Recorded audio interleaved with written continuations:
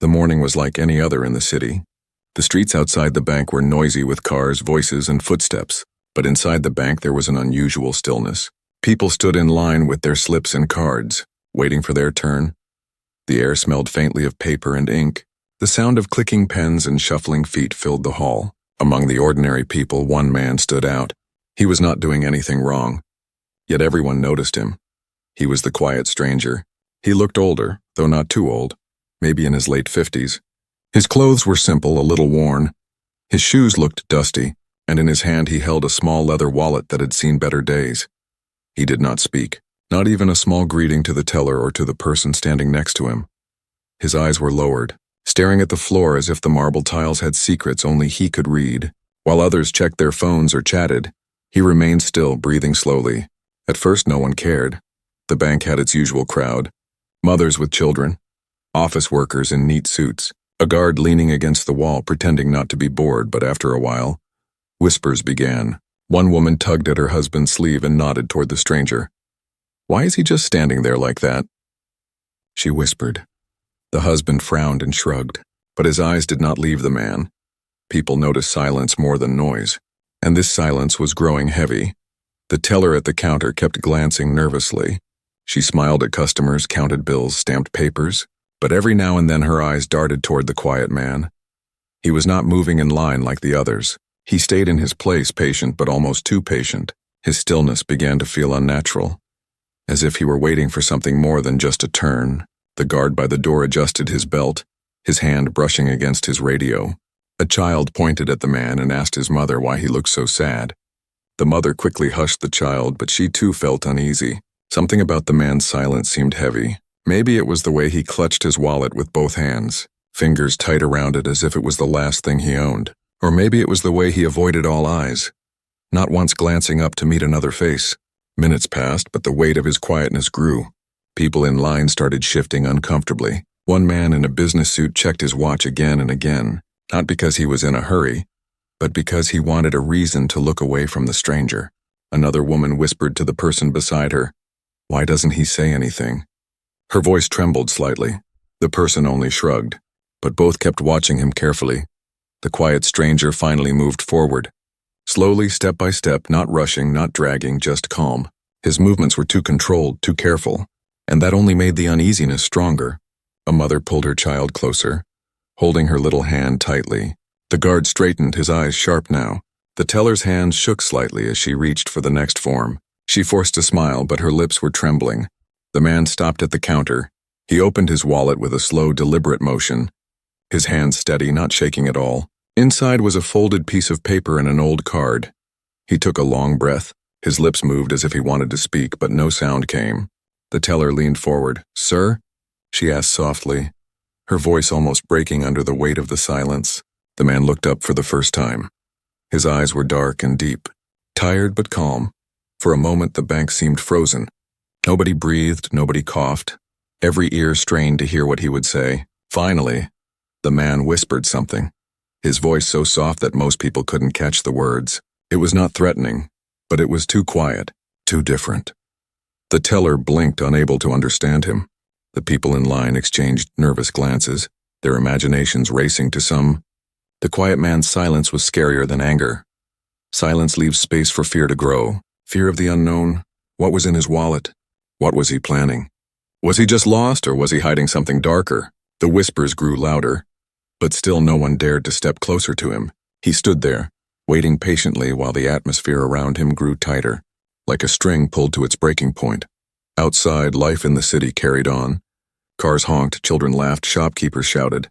But inside the bank, all of that noise felt far away. Everyone's attention was fixed on one man, the quiet stranger with the worn wallet.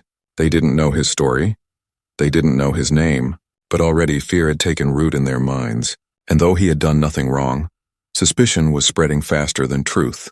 The bank had become a stage, and the stranger was at its center. Silent, calm, and unknowable, no one could guess that his presence would soon bring sirens, police, and frozen hearts. No one knew that his name alone would silence the whispers forever. But in that moment, all they could see was a man who refused to fit into their expectations, and sometimes that was enough to make ordinary people afraid. The quiet stranger had already unsettled the room. But now as he took another step forward, the unease spread like a ripple in water. People who had been minding their own business began shifting on their feet, glancing sideways at one another. Some pretended to check their phones. Others adjusted their bags, yet their eyes kept returning to the same man. His silence weighed heavier than any words could. A woman with a child clutched her daughter closer. The little girl asked in a whisper why the man looked so lonely. The mother forced a smile, but her eyes betrayed her worry. She had lived in the city long enough to know that sometimes danger wore the face of calm. She did not want her child anywhere near it. Another man, dressed neatly in a business suit, grew stiff. He tightened his grip on the leather handle of his briefcase, as if the stranger might snatch it at any moment. The stranger did not move suddenly. He did not raise his voice. He did not do anything alarming, yet the space around him seemed tense. The teller, still counting bills, kept sneaking nervous glances. Her hands trembled slightly. Every time the stranger shifted his weight, a hush fell over the crowd. It was as if everyone was waiting for him to reveal something dangerous, even though he remained calm. A young college student, sitting in the corner filling out a form, leaned closer to his friend. "Do you think he's planning something?" he whispered. His friend shrugged but kept staring. People love to tell themselves stories when they don't understand what they see, and the silence of the man became the seed for those stories. In a few minutes, suspicion turned into certainty in the minds of strangers. One man, standing 3 places behind the quiet stranger, slowly slid his phone out of his pocket. He pretended to check messages, but his thumb hovered over the dial pad. He whispered into the receiver when the operator answered, "There's someone strange at the bank." He described the man in low, urgent tones. "He's not talking, just standing. He looks dangerous." The dispatcher listened carefully and promised to send a unit. That first call broke the dam. Another customer, nervous and sweating, also dialed 911. She whispered almost the same words. "He's acting suspicious. Please come quickly." Within minutes, 2 more calls followed, each painting the quiet man as a possible threat. None of the callers had seen him do anything wrong, but his silence, his worn clothes, his strange stillness, it was enough for them. Fear filled in the blanks back in the bank. The stranger remained unaware of the whispers and the calls. He stood patiently, his wallet still in his hands, his face calm. But the crowd behind him was restless. The woman with the child kept glancing toward the door as if ready to leave. The businessman's jaw tightened. One of the younger men at the back muttered, "If he makes a move, I'm running." The tension felt like a rope pulled so tight it might snap at any second. The guard by the door noticed the shifting mood. He was young, not long on the job. His eyes flickered nervously from the stranger to the customers. His hand rested on his belt where his radio and a small baton hung. He cleared his throat as if preparing to act, but he stayed in place, watching, waiting, hoping he would not need to step forward. The teller tried to continue her work, but every sound in the room seemed louder now. The click of the counting machine, the shuffle of shoes on the floor, even the soft breathing of the customers. The quiet man moved his hand slightly, and half the line stiffened. One person even gasped, but all he did was adjust his wallet. His calmness clashed with their fear, and that made it worse. A woman whispered sharply, "Why doesn't he say anything?" Her voice trembled. The man beside her shook his head. "Maybe he's waiting for something." His words were not comforting, they only added to the dread. Everyone began to imagine different endings to the scene. None of them good. Minutes ticked by, but to the people inside, it felt much longer. The clock on the wall ticked loudly. Each second stretching their nerves. One man shifted toward the exit slowly, pretending he had forgotten something, but in truth, he just wanted to be far away. The atmosphere in the bank was no longer one of routine business. It had become something darker. The stranger finally took a single step closer to the counter. His movement was slow, steady, not rushed, but that step alone caused a wave of unease. People stiffened, eyes widened. The mother squeezed her daughter's hand until the little girl winced. The businessman adjusted his stance as if bracing himself. The whispers grew louder. Somewhere outside, police sirens began faintly in the distance, but inside the bank no one heard them yet. What they felt instead was the weight of their own fear. Building higher with each passing second, all around the quiet man, the air was heavy with suspicion. Strangers watching him with wide eyes, holding their breath, telling themselves that danger was standing only a few feet away. The man did not know he had already been judged. He did not know that phones had been lifted in secret and officers were on their way. He stood calm, waiting for his turn like any ordinary customer. But to everyone else, his silence was not ordinary. It was terrifying, and soon that fear would bring flashing lights and heavy boots through the bank doors. The police dispatcher had already marked the calls from the bank as urgent. By the time the third call came in, the situation sounded serious. Multiple strangers describing the same man, all uneasy, all convinced that something was wrong. Officers were dispatched quickly. Red and blue lights flashing in the distance. But inside the bank, no one knew how close the help was. They only felt the growing tension in their own hearts. The quiet stranger stepped closer to the counter. The line behind him shuffled. People looked at one another nervously, waiting for a signal, something to confirm what they were all feeling. The teller tried to steady her breathing. She forced a polite smile, but her fingers trembled as they touched the edge of the counter. She had never been more aware of the glass barrier between her and the customer. "Sir," she said softly, her voice almost breaking. "Can I help you?" Her question was simple, the same one she had asked all morning, but this time it came out shakier. The quiet man lifted his eyes for the first time. The movement made several people gasp quietly. His eyes were dark, weary, carrying a weight no one else understood. He opened his wallet slowly and pulled out a folded slip of paper. His lips parted and he whispered something. It was not loud enough, not clear enough for anyone to truly understand. The teller leaned closer, straining her ears. She caught only a few words. Withdrawal, pension. She wasn't sure. Behind her, a man in line muttered under his breath. What did he say? Did you hear that? Nobody had heard clearly, and so imagination filled the gap again. The businessman gripped his briefcase tighter, his knuckles pale. The mother pulled her child even closer until the little girl whimpered softly. The guard by the door stiffened. His hand hovering over his radio, the stranger spoke again, a soft murmur almost like a prayer. The teller blinked. I didn't catch that, sir." Her words trembled. The quiet man did not raise his voice. He seemed unaware of the nervous energy boiling around him. He took a slow breath and whispered again, this time sliding the slip of paper across the counter. His fingers lingered on it as though it held more weight than just numbers and ink. The teller glanced down, trying to read it, but her eyes blurred with panic. She looked up at him again, heart hammering. Behind her, in the manager's office, a clerk peeked out, noticing the stillness in the hall. Whispers carried, broken and sharp. Why doesn't he speak louder? What is he hiding? Why is he so calm? Each whisper fueled the fear, and fear spread faster than any truth could. Meanwhile, the dispatcher's voice echoed through the police radio in a cruiser nearby. Possible threat at the downtown bank. Multiple callers reporting suspicious mail, silent, possibly armed. The officers exchanged grim looks. Sirens screamed louder as they approached, but still inside the bank, the customers only felt the silence. The teller finally picked up the slip of paper with shaky hands, her eyes scanning the writing. But before she could announce what it was, a man from the back of the line hissed, "What did he give you?" "What is that?" His whisper was harsh and others leaned forward, curiosity mixed with dread. The teller opened her mouth but froze, not sure what to say, not sure how to calm them. The quiet stranger waited patiently, his expression calm, but his silence felt like a storm about to break. The guard shifted his stance, finally placing his hand on the radio at his belt, his thumb hovering, ready to call for backup, though. He didn't know backup was already on the way. The mother kissed the top of her child's head and whispered, it's okay, though her trembling voice betrayed her. Seconds stretched into long moments, each sound magnified. The clock ticked loudly. The shuffle of a shoe echoed like thunder. Someone coughed nervously and the stranger finally exhaled, as if waiting for them all to calm down. But it only added to the tension. Then it happened.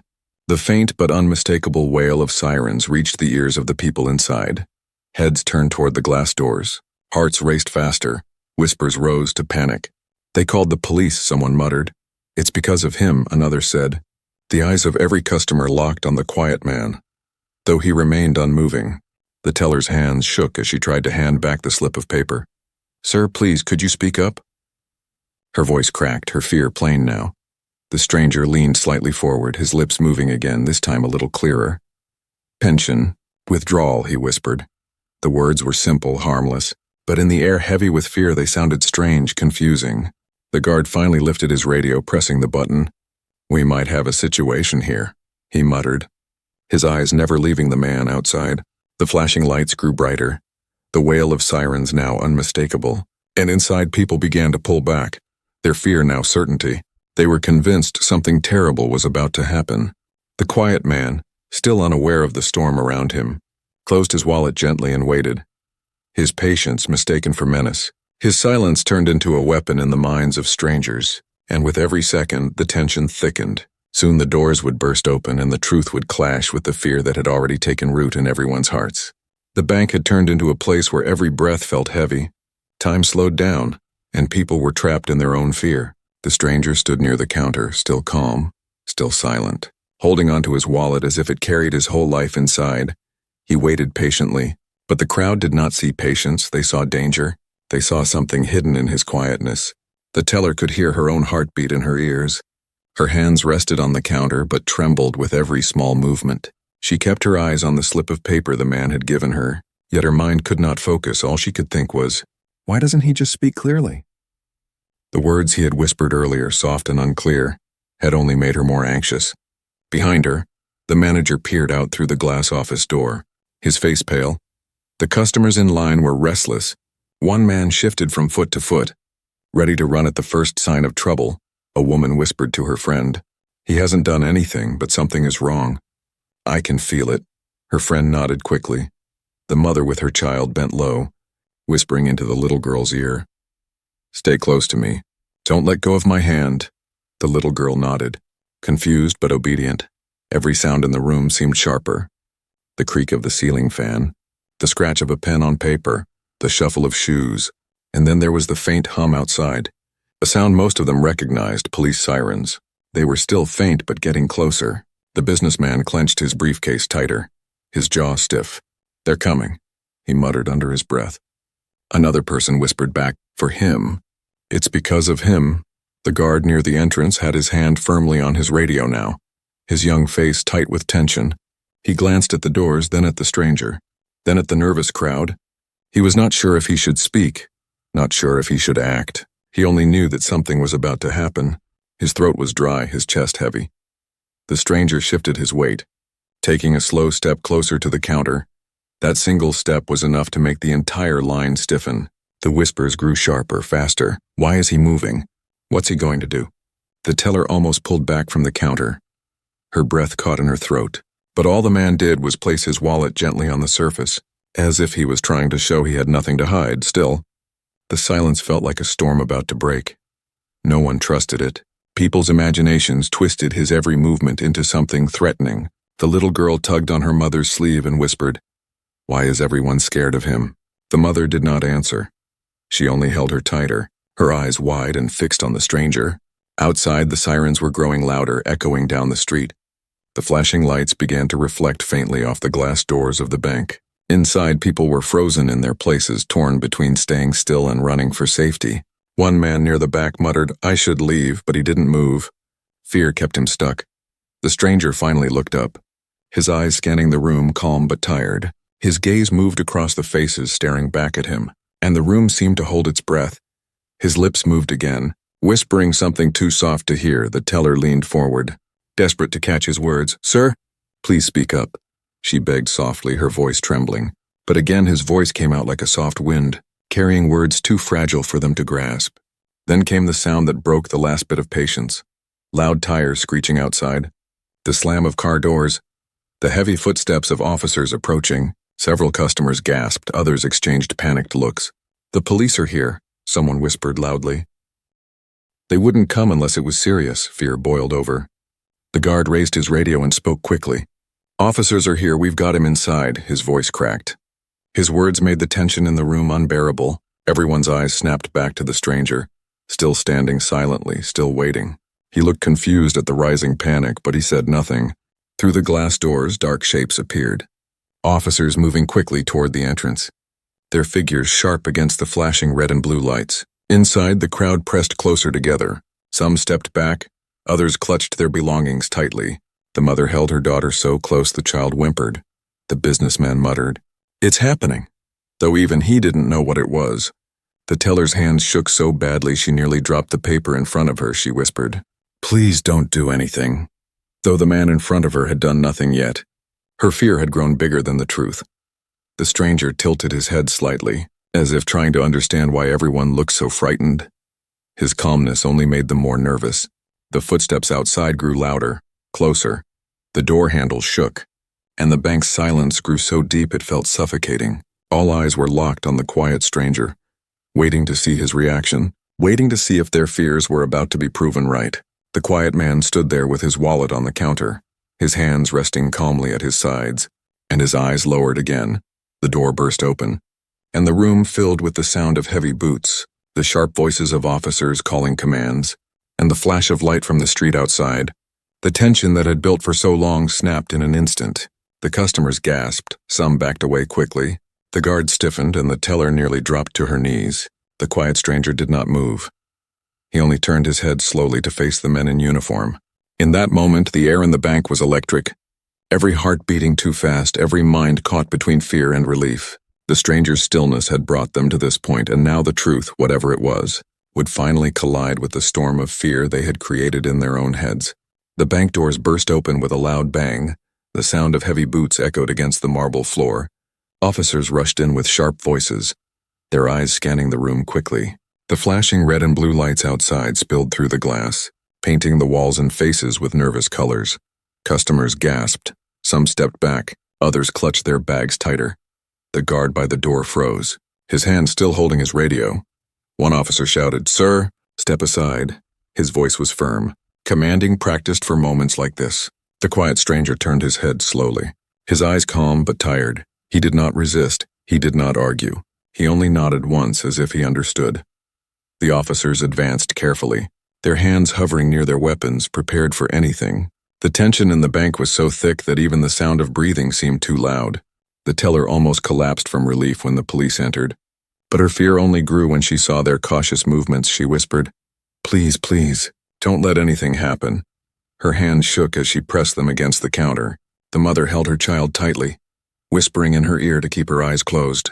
The businessman lowered his gaze but kept gripping his briefcase as if it were a shield. The stranger moved slowly, carefully, his steps deliberate. He did not fight, he did not run. He reached into his pocket with steady hands. The room froze, every single person held their breath. Some even flinched as if expecting something terrible. The guard stiffened. The officers' fingers brushed closer to their holsters, ready to draw. The stranger pulled something out, and people gasped. It was not a weapon. It was not anything dangerous. It was only a worn leather wallet, the same one he had been holding earlier. He opened it carefully, his fingers gentle. Inside were faded cards and folded papers. He pulled out one card and held it between his fingers. His lips moved again, his voice low, too soft to carry. The officer closest to him frowned. "Sir, louder," he demanded. The stranger raised his eyes, calm and unshaken, and spoke again, this time with a little more strength, his voice raspy, tired, but clear enough for the officer to hear. "Identification," he said, and handed over the card. The officer took it quickly, his eyes scanning the text. For a moment, his serious face did not change. Then something shifted. His eyes widened slightly. Recognition flashed in his expression. He looked up at the man, then back at the card, his grip tightened. The silence in the bank grew heavier. Everyone waited, their fear not yet gone. The officer whispered the name to himself, then louder. This is him." The other officers leaned closer, peeking at the card. One of them blinked in disbelief. Another muttered, "No way, it can't be." The customers leaned forward, trying to catch the words, curiosity fighting against their fear. The teller gasped, her eyes wide. She recognized the name. It was one she had seen on television years ago. A name tied to bravery, to sacrifice. The businessman lowered his briefcase slowly. The mother loosened her grip on her daughter, though her heart still pounded. Whispers spread quickly through the crowd. "Who is he? What did they say? What's his name?" The officers straightened, their tense posture shifting, no longer ready to draw weapons but now standing with respect. One officer cleared his throat, his voice softer now. "Sir, we didn't know. Forgive the confusion." The quiet stranger only nodded, his calm eyes never showing anger. He had expected suspicion, perhaps even this. He had lived with it before. The customers began to murmur, their fear slowly breaking into shame. Some recognized the name now, a decorated veteran, a man who had saved lives overseas, a man who had once been called a hero. His silence was not threat, it was a scar. His calmness was not menace, it was survival. The mother looked down at her child, guilt washing over her. The businessman loosened his grip, his palms sweaty. The teller covered her mouth with trembling fingers. Tears welling in her eyes, she whispered, "He's a hero," as if saying it out loud could undo the fear that had filled the room minutes earlier. The officers lowered their voices. Speaking gently to the man now one even saluted, the stranger accepted it quietly, without pride, without anger, just with the same calmness he had carried since he walked in.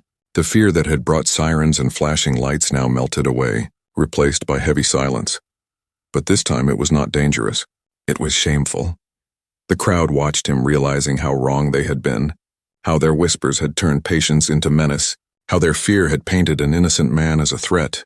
The teller wiped her tears. The guard lowered his radio. The little girl opened her eyes and asked softly, "Mama, why is everyone sorry now?" Her mother couldn't answer. She only hugged her tighter. The stranger stood still, letting the officers hand back his identification. His eyes lowered again. He had not shouted, he had not fought, he had not even defended himself. He had simply waited, and in the end, his name carried more weight than their fear. The bank that had been filled with panic now sat in stunned silence, hearts heavy with guilt. No one could look at him the same way anymore. The man they had feared was the man who had once protected them all. His calmness had been misunderstood, his silence mistaken, and now the truth left them frozen in place, wondering how quickly fear can turn into regret. The moment the officer read the name out loud, the atmosphere in the bank shifted completely. It was as if the walls themselves had heard and fallen silent. People who just minutes earlier were whispering and pointing now froze in place, their fear clashing with sudden recognition. Some stared at the stranger with wide eyes. Others lowered their heads in shame. The officer held the card firmly, his voice softer now. "This man, he is a decorated veteran," he announced. The customers gasped. A murmur rippled through the line. Some had heard of him.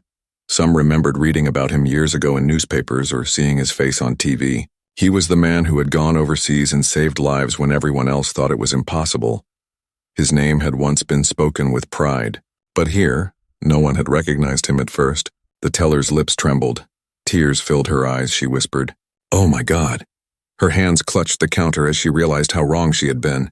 She had seen his silence as menace when it was really exhaustion. His quietness had not been a threat. It had been the weight of everything he had carried. The businessman loosened his grip on his briefcase. His jaw slack now, guilt poured over him. He remembered shaking his head earlier, convinced the man was dangerous. Now he could not meet his eyes. The mother bent lower, pressing her cheek to her daughter's hair, her heart heavy with shame. She whispered into the child's ear, "He's not scary, he's a hero." But her own voice shook because she knew the little girl had seen her fear first.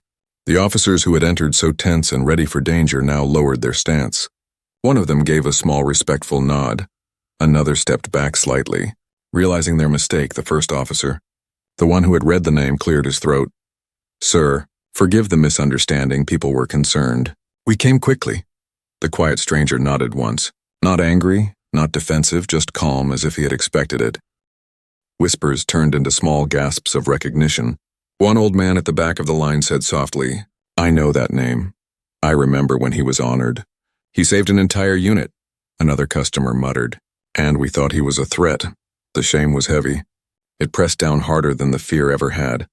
The stranger stood still, his worn wallet in his hand, his tired eyes steady. He did not seem surprised by the panic.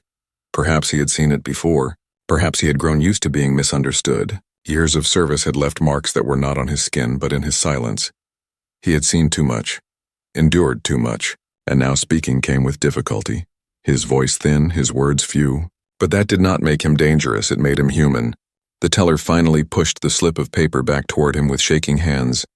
"I'm sorry, sir," she whispered, her voice breaking. "I didn't understand." The stranger gave her a small nod. No anger in his eyes, only patience. He had waited calmly through suspicion, through fear, through police commands. He could wait a little longer through apologies. The guard by the door lowered his radio. His face pale, he had been ready to call for backup, ready to act if things turned violent.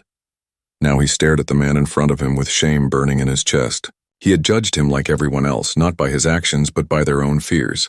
The mother loosened her grip on her child's hand. But the little girl looked up with innocent confusion. "Mama, why did everyone think he was bad?" Her voice carried across the silence, sharp and honest. No one answered her because the truth was too painful. They had judged because he was different, because he was quiet, because they had let fear lead them. One of the officers stepped forward and handed the ID back with both hands. "As a gesture of respect, sir," he said, his voice gentler than before. "Thank you for your service." The quiet man took the card slowly, sliding it back into his worn wallet. His nod was small, his expression unreadable. He had heard those words before, but perhaps they no longer meant as much to him. The customers shifted. Guilt thick in their throats, they avoided his gaze. They whispered to one another, "How could we not see it? He didn't even do anything. We treated him like a criminal." Their voices carried the weight of regret. The shame of realizing they had feared a man who had once protected their freedom. The teller wiped her eyes quickly, trying to steady herself. "Sir, your pension withdrawal." "I'll process it right away," she said with trembling hands. She wanted to make up for the fear she had shown, for the suspicion in her eyes earlier. She wanted to honor him in the smallest way she could now. The stranger nodded, still calm, still quiet, and waited. The flashing lights from outside still painted the bank in red and blue, but the tension had changed. It was no longer fear, it was regret. People stood silently, watching the man they had once whispered about. Now realizing the truth, he was not a threat, he was a survivor, a hero whose silence had been mistaken for menace. In that moment, the bank felt different. Every person knew they would remember this day, not because of danger, but because of how quickly fear had turned them blind, how a hero had been treated like a suspect, and how a name alone had been enough to reveal the truth. The crowd was frozen, not in fear anymore, but in shame. The stranger did not scold them. He did not speak harshly. He did not explain himself. He simply stood with dignity, waiting for what he had come for. His quiet presence now carried a different weight. Not the weight of suspicion, but the weight of respect they should have given him from the beginning. The officers slowly stepped back, their tense posture softening into something more respectful. The lead officer gave a small nod to the stranger, signaling that there was no threat anymore. The quiet man stood calmly, his worn wallet still in his hand. The teller's hand shook as she tried to process the slip of paper he had given her. Her tears smudged the ink slightly, but she carefully began typing his request into the system. The line of customers stood frozen, watching, guilt pressing heavier on them than their fear ever had. The businessman finally loosened his grip on his briefcase and cleared his throat nervously. He had been one of the first to suspect the man. Now he couldn't even lift his eyes. Shame burned his cheeks. He muttered softly, almost to himself. "I thought he was dangerous." A woman nearby whispered. "We all did." Their words hung heavy in the air. The mother knelt down to face her daughter, brushing her hair back gently. "He's not scary, sweetheart," she said, her voice trembling. "He's someone very brave." But the little girl frowned in confusion. "Then why did everyone act so afraid of him?" The mother had no answer. Her silence was the only reply. One of the officers, unable to hide his respect, gave a small salute to the man. "Sir," he said firmly but kindly, "we're sorry for what happened here. People got nervous. They didn't know who you were." The stranger only nodded, his eyes calm, no anger, no resentment. He had seen worse in his life. Suspicion was nothing new to him. The teller, wiping her cheeks quickly, whispered, "I'll get your money, sir. Please forgive us." Her hands moved faster now, determined to make up for her fear.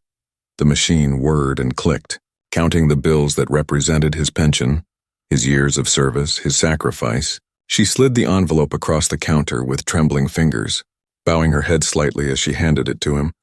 The stranger accepted it quietly, slipping it into his wallet, his movements slow and steady. Every pair of eyes followed him. No one dared to whisper anymore. They were caught between respect and regret. The silence in the bank was no longer heavy with fear, but with the weight of realization. The old man at the back of the line finally spoke, his voice shaking but sincere. "I remember when the news showed your face. You saved lives overseas. We called you a hero back then." His words broke through the stillness. People turned to him, nodding slowly. Some remembered, some did not, but all understood now. The man they had treated as a threat had once risked everything for people he didn't even know. The stranger gave the old man a small nod, acknowledging the memory, then turned back toward the counter. Waiting for the teller to finish the receipt, his patience never wavered, even though everyone around him was drowning in their guilt. The guard near the door lowered his head, shame pressing down on him. He had been seconds away from calling for more backup. He had been ready to act, ready to escalate the fear even further. Now he couldn't meet the man's eyes. His radio hung useless at his belt. The mother whispered to her child again. Sometimes people are afraid because they don't understand. The little girl tilted her head. But if he's a hero, why didn't they see it? The mother swallowed hard, unable to answer. The honesty of the child's question cut through the adults like a blade. The teller finally finished the receipt and slid it across the counter. "Here you go, sir," she whispered. "Thank you for your patience." Her voice cracked again. She wiped another tear quickly. The stranger picked it up with steady hands, tucked it into his wallet and gave a faint nod. His lips moved slightly, perhaps to say thank you, but the sound was too soft for anyone to catch. One officer stepped forward again, lowering his voice so only the stranger could hear. "We're sorry for treating you this way. You didn't deserve it." The stranger looked at him for a moment, his calm gaze filled with something deep and unspoken. Then he looked away as if words were too heavy to waste. The customers shifted uneasily, their guilt growing. One whispered, "He was just quiet, that's all." Another muttered, "And we made him look like a criminal."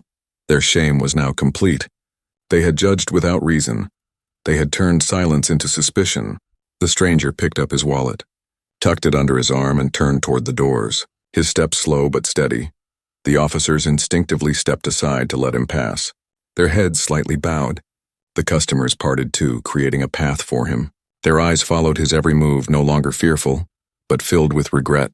The little girl's voice rang out again, innocent and sharp. "Mama, is he still a hero?" This time, her mother's eyes filled with tears as she nodded. "Yes, he is," she whispered, though her heart ached at how they had all treated him. As the man walked toward the doors, the flashing red and blue lights painted his figure in color.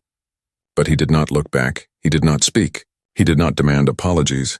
He carried himself with the same quiet dignity he had shown since the moment he stepped into the bank. The same quietness that had been mistaken for menace was now clearly patience, resilience, survival. The bank remained still, every person trapped in their own thoughts. Realizing they had been part of something shameful, they had turned fear into judgment. They had failed to see the humanity of a man who had once risked his life for them. The stranger reached the doors, paused for a moment as if gathering his strength, then pushed them open slowly. The cool air of the city rushing in, he stepped out into the flashing lights, into the stares of officers outside who now looked at him with respect, not suspicion. His name had changed everything. Inside, no one spoke for a long while. The silence they had once feared now belonged to them, a silence of shame, of lessons learned too late. The quiet stranger had left with nothing more than his pension and his dignity, leaving behind a crowd of people who would never forget the day they judged too quickly. The day their fear blinded them. The day a name revealed the truth. The cool air outside wrapped around the stranger as he stepped out of the bank. The flashing red and blue lights from the police cars lit up the street. Officers stood near their vehicles, their faces calm now, no longer sharp with suspicion. A few nodded respectfully as the man passed. One even whispered, "Thank you, sir." But the stranger did not stop. He walked slowly with steady steps, his worn wallet held close to his chest. Inside the bank, no one moved for a long time. The people who had whispered, pointed, and judged were left in silence. The businessman loosened his tie, sweat on his forehead, his heart heavy with regret. "We called the police on a hero," he muttered. Unable to believe his own words, the teller sat back in her chair, her eyes wet, her hands covering her face. She felt ashamed that she had trembled at the sight of a man who had done nothing but wait patiently. The mother hugged her child tightly. The little girl asked again in her small voice, "Why was everyone so scared of him?" Her mother's eyes filled with tears. "Because we didn't understand him," she whispered, "and sometimes people fear what they don't understand." The girl tilted her head. "But he didn't do anything wrong." The mother nodded slowly, her chest aching. "No, he didn't." The guard leaned against the wall, his radio silent now, his hands trembling slightly. He had been seconds away from escalating the situation. He had believed the worst like everyone else. His shame was heavy. He thought about how quickly he had judged, how easily fear had controlled him. The officers outside returned to their cars.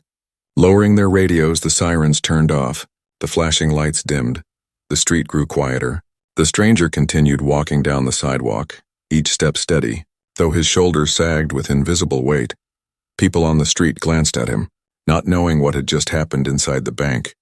They saw only a tired man in old clothes carrying a wallet. They had no idea that minutes ago he had been feared, and now he was remembered as a hero. Back inside, conversations began softly. Almost like confessions, one woman whispered. We were wrong. Another nodded. We all thought he was dangerous, but he wasn't. The old man at the back of the line sighed deeply. Fear makes fools of us all. His words cut through the silence, heavy and true. The teller wiped her cheeks and tried to steady her breath. She whispered to herself, next time I will look closer. I will not judge so quickly.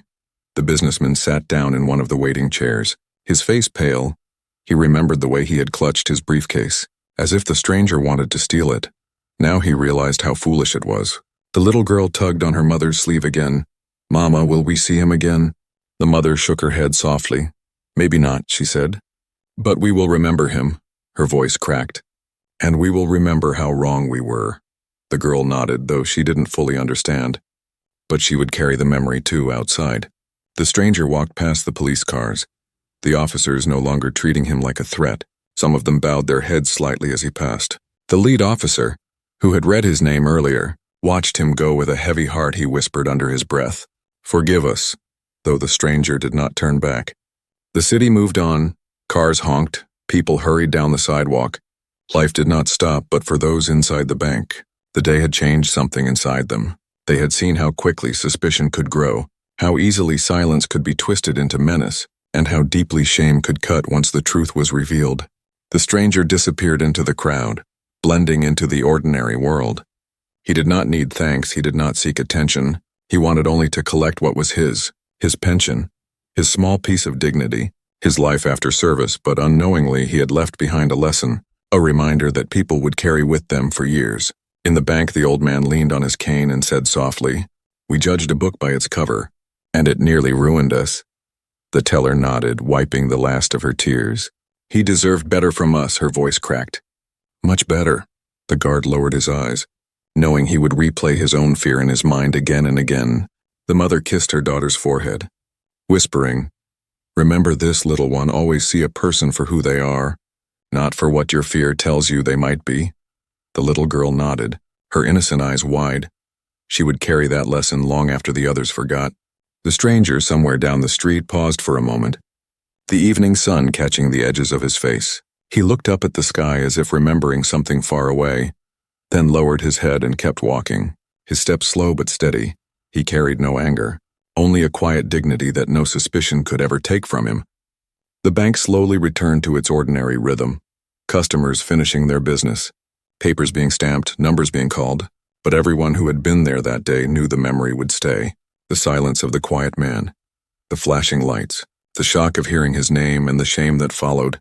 They would remember it not as a story of danger, but as a story of misunderstanding, of judgment and of learning. And so the lesson lingered, not spoken but felt. Never judge a person by their silence. Never assume the worst without knowing the truth, because sometimes the person you fear most is the very one who once stood between you and danger, the one who had already given everything so you could feel safe. The stranger had come only for his pension, but he left behind something far more valuable, a reminder of the cost of quick judgment and the dignity of patience.